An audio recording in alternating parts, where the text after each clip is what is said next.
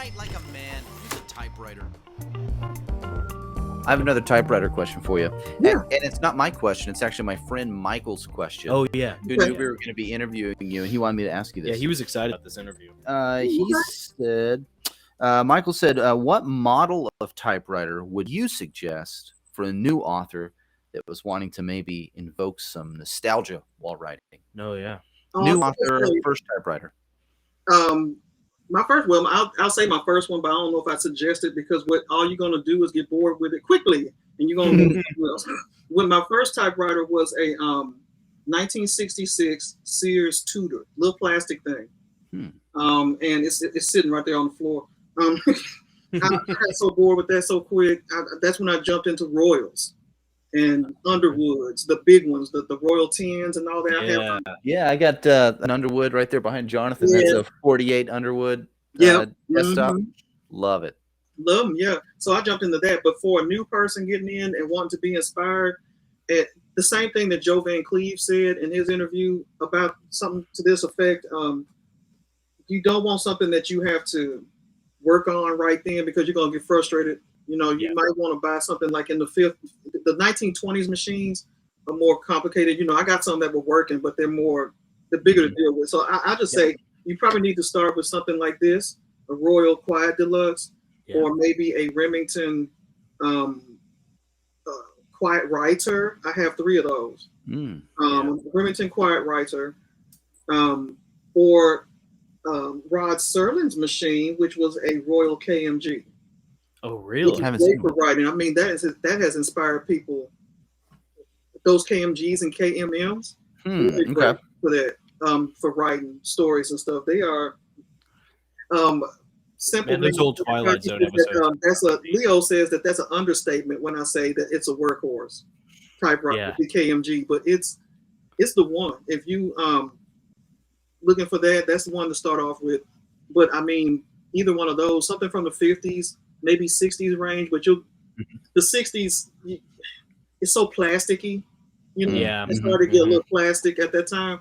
You might want to stick with the late 40s, but really to 50s. But 50s is like the sweet spot between something that's not overly complicated, something that you can find a lot of parts for, something that like there's probably going to be a YouTube video about, you know, and but still like not be made out of a bunch of plastic that's just going to break and fall apart. And the shops like working on them too. Nashville Typewriter, because I reached out to him about my 20s machines, and he was, he's more into the mid-century ones himself, from what he told.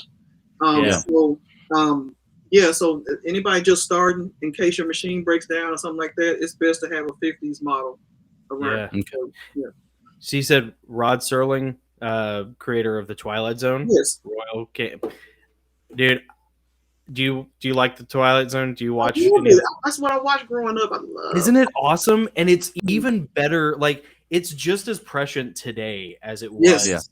You know, like I used to every Saturday back when I was working security, I would have Twilight Zone Saturday where I just like make fish sticks and chicken fingers, and I just like sit in my room and just watch old Twilight Zone episodes all day. It's so much fun. It's so cool. Like that's one of those shows that'll never get old.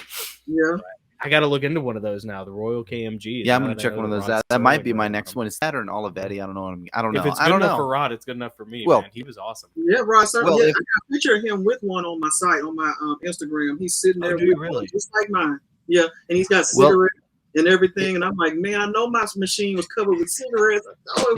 I hear that's a common thing with typewriter repair guys. The machines come in, they have to clean them, and repair them, and they're all Lucky Strikes. They do, they've got grime, like nicotine grime and cigarette smoke all over them. And I'm like, do you really want to clean that off? It's kind of like that's the essence of the typewriter, you know? That's the juice, baby. Yeah, that's the juice. Well, I'll tell you, if the Royal Quiet Deluxe was good enough for Hemingway, right? You know, that's man. That's really cool. So what typewriter do you feel like, Natasha, has the best feel when you're typing on? It's just smooth and easy to work with. Like, what gives you the most typing, like tactile typing pleasure? My most recent one like that is my Remington 12 from 1926. Really easy. And it has the, if I'm right hand return. Right hand return. Right. Really? It's my right hand. Yeah. because it's over here.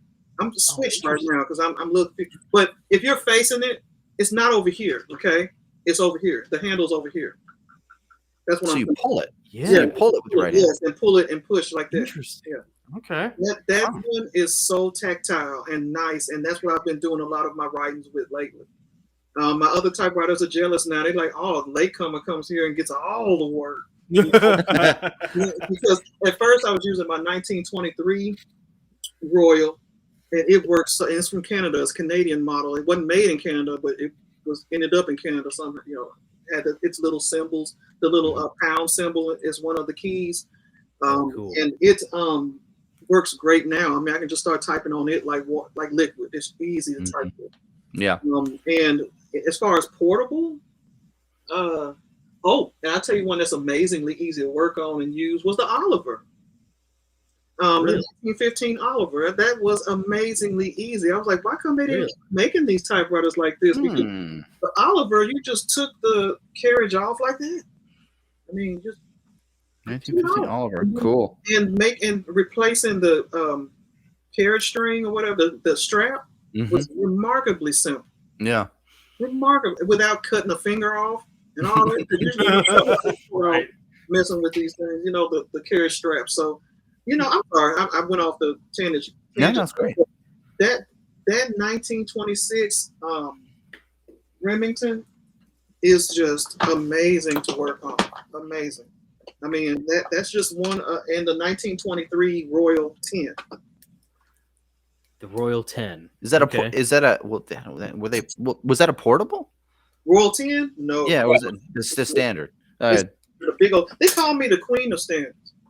You like the standard typewriters? I was reminded of that this morning at the. Do y'all ever go to the Typewriter Club Live TCL? No, never been there. Short.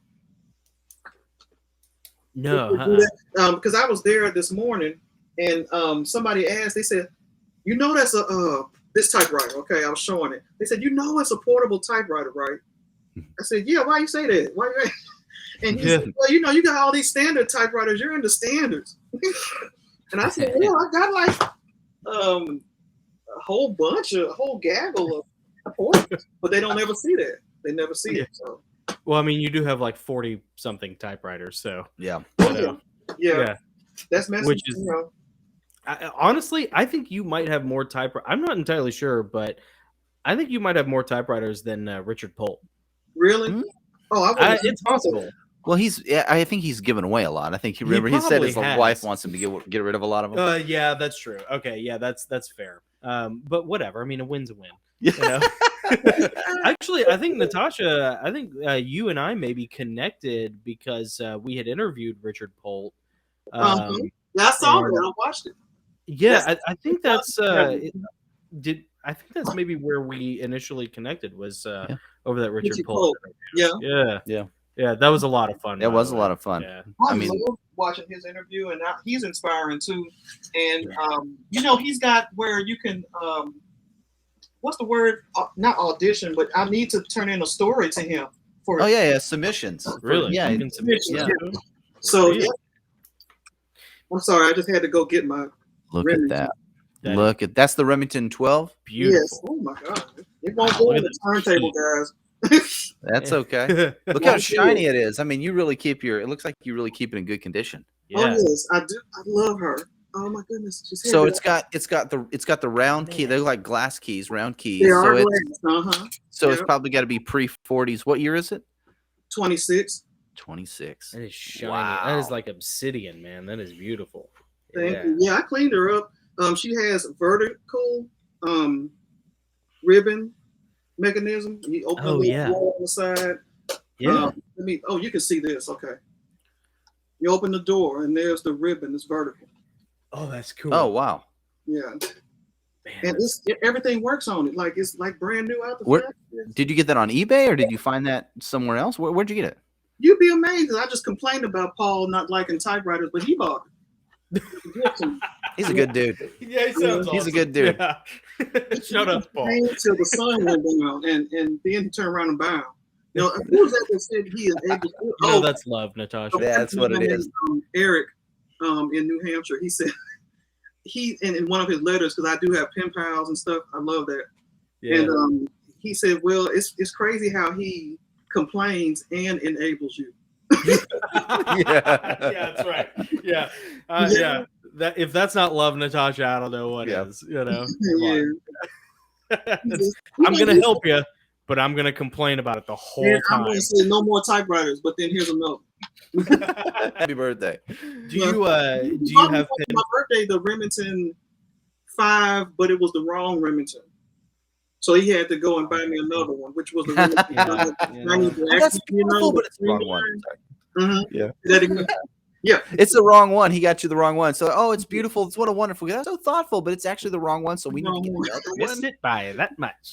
We'll just add it to the collector's files. I did want one of these. Yeah, I wanted one of these. Yeah.